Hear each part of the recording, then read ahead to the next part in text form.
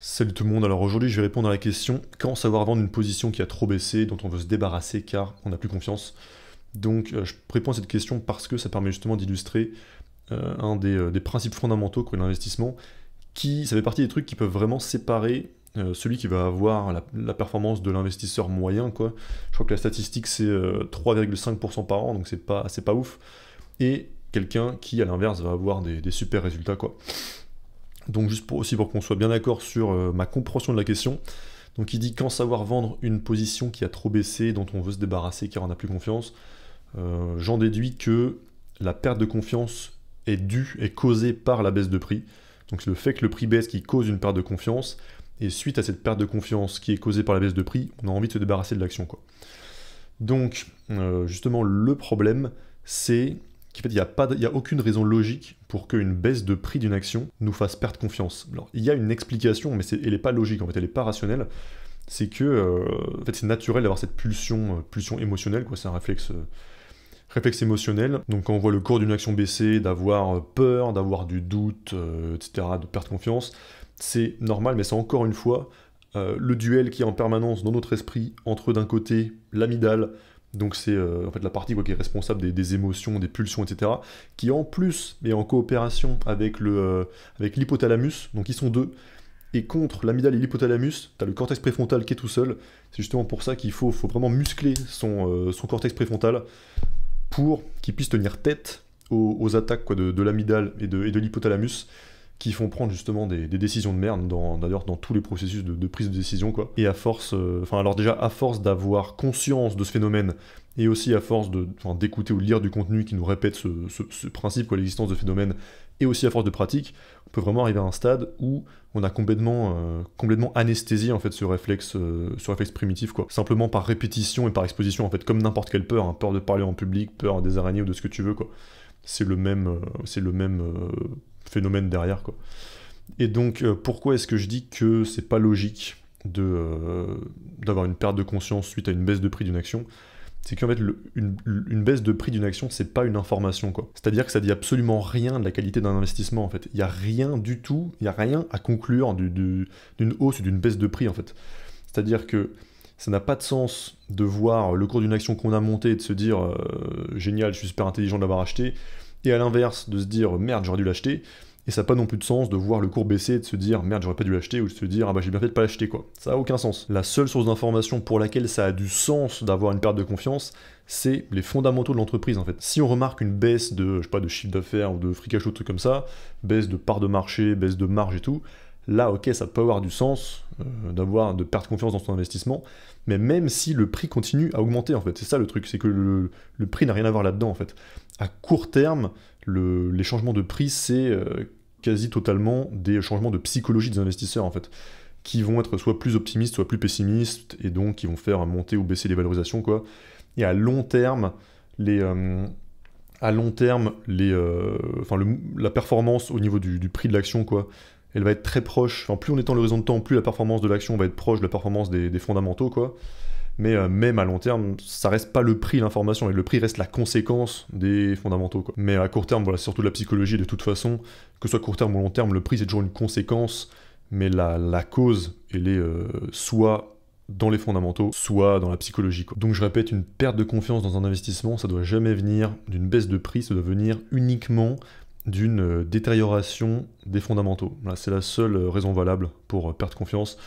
Et donc, il faut vraiment, vraiment muscler son cortex préfrontal pour réussir à complètement annuler cette réaction automatique, quoi, d'avoir du doute quand on voit le prix qui baisse, quoi. Donc ça, c'est le premier point. Et le deuxième point, c'est que, en plus, il y a de fortes chances pour que ce moment où tu trouves que l'action a tellement baissé, que tu as le moral qui est vraiment, vraiment à zéro, le pessimisme au maximum, le doute au maximum, etc., il y a de fortes chances que finalement ce soit le pire moment de tous pour vendre, en fait.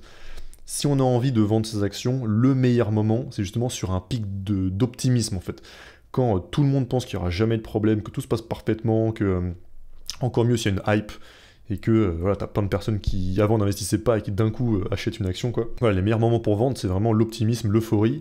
C'est rarement quand l'action est détestée, quoi. quand l'action est mal aimée. Donc là évidemment c'est du cas par cas, hein. Je sais pas quelle est l'action à laquelle tu penses quand tu poses ta question, mais il faut se dire que ça peut justement, ce moment où une action a tellement baissé que plus personne en veut, c'est justement dans ces moments-là qu'on peut avoir les meilleures opportunités qui vont te rapporter le plus, quoi. Et donc il faut vraiment aller regarder dans les fondamentaux de l'entreprise, est-ce qu'une telle baisse de prix est justifiée pour déterminer si il y a eu une vraie détérioration des fondamentaux qu'on n'avait pas remarqué assez tôt, ou dans ce cas-là, bah, si effectivement l'entreprise elle est complètement foutue, bah, peut-être qu'il faut vendre, mais et encore, il faut regarder, en fait ça dépend à quel point le prix a baissé, quoi, parce qu'au final tout a un prix, tu peux te retrouver à un moment où même une entreprise qui est moyenne, voire qui est pas ouf, elle se retrouve tellement pas chère que de toute façon, à ce prix, au prix auquel elle est tombée, bah, il vaut peut-être mieux la garder, tu vois, donc ça dépend vraiment de la situation, parce que s'il est devenu anormalement pas cher, quoi, pas cher à l'excès, tu peux estimer qu'elle est tellement en dessous de sa valeur intrinsèque qu'il va quand même y avoir, qu'à partir de ce prix-là auquel elle est tombée, il y a un potentiel de regain au niveau du cours de l'action, quoi. Et donc je vais montrer des exemples que j'ai vécu justement de cas comme ça, où le prix a tellement baissé que la confiance des investisseurs était vraiment à zéro, mais qui se sont justement révélés, à cause de ça ou grâce à ça, être des grosses sources d'opportunités. Donc, mon exemple classique, pour moi, c'est Meta. C'est même l'exemple classique des dernières années. Et bah là, il y avait de quoi perdre en confiance, et d'ailleurs beaucoup, enfin c'est ce qui arrivait à beaucoup, quoi. Entre le 10 septembre 2021 et le 4 novembre 2022, il y a eu un moins 76%.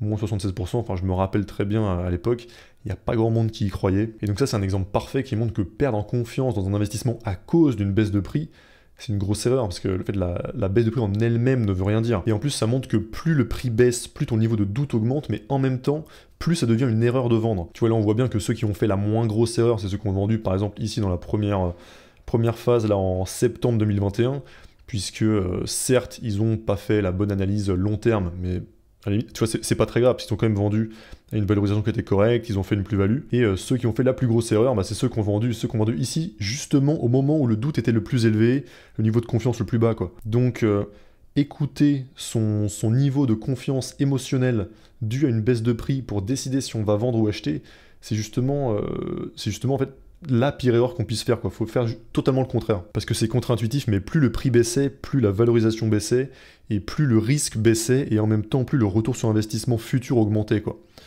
Donc ça s'illustre tout simplement en voyant bien que la personne qui a acheté ici à 90, elle a gagné plus que la personne qui avait acheté à 380, quoi. Et plus la valorisation est basse, plus le risque est bas, alors que notre perception du risque est élevée, en fait. Ça, faut vraiment réussir à faire la séparation, la distinction entre notre perception émotionnelle et la réalité rationnelle, quoi.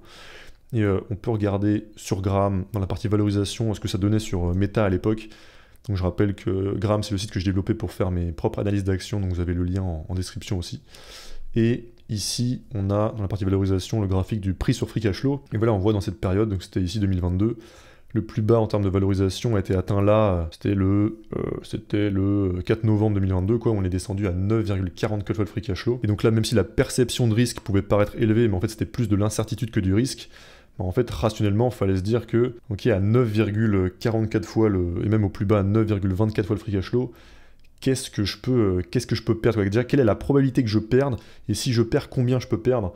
Et bah en fait, on pouvait se dire que, en fait là, le risque de perte, finalement, l'action est devenue tellement pas chère que le risque de perte est devenu en fait très réduit, quoi. Voilà, après un autre exemple, on pourrait prendre Alibaba, où pareil, il y avait le temps de déprimer, quoi. D'ailleurs, beaucoup ont complètement perdu confiance et bah, ont vendu finalement au plus bas, quoi. Alors que c'était le moment le moins risqué, où justement le risk-reward était le meilleur, quoi.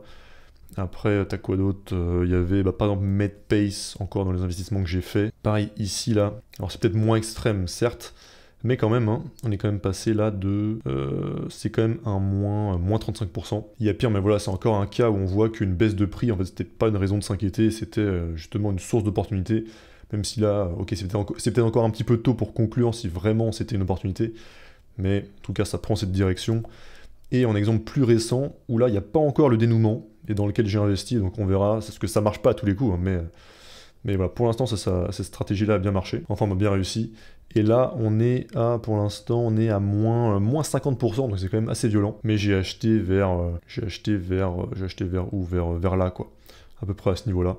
Et en termes de valorisation, donc j'en ai parlé dans des vidéos récentes, mais voilà, ça donnait du 15-16 fois le free cash flow. Plutôt que ça me fasse peur, moi j'ai plutôt vu ça comme un truc positif, quoi.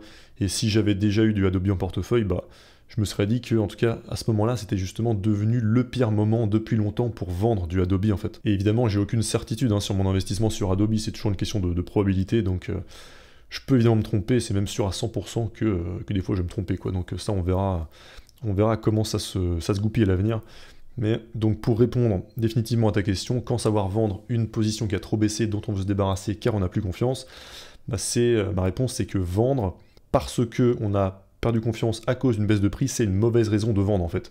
Donc moi je dirais jamais, voilà, ma réponse ce serait jamais, et de uniquement baser ses décisions de vente sur, alors bon déjà, si tu as besoin, si tu as envie d'utiliser l'argent, bon dans ce cas la question se pose pas, mais en dehors de ça, la perte de confiance elle doit venir, alors soit déjà de la réalisation qu'on a acheté n'importe quoi, donc ça arrive aussi, mais sinon de la détérioration des fondamentaux, mais pas d'une baisse de prix.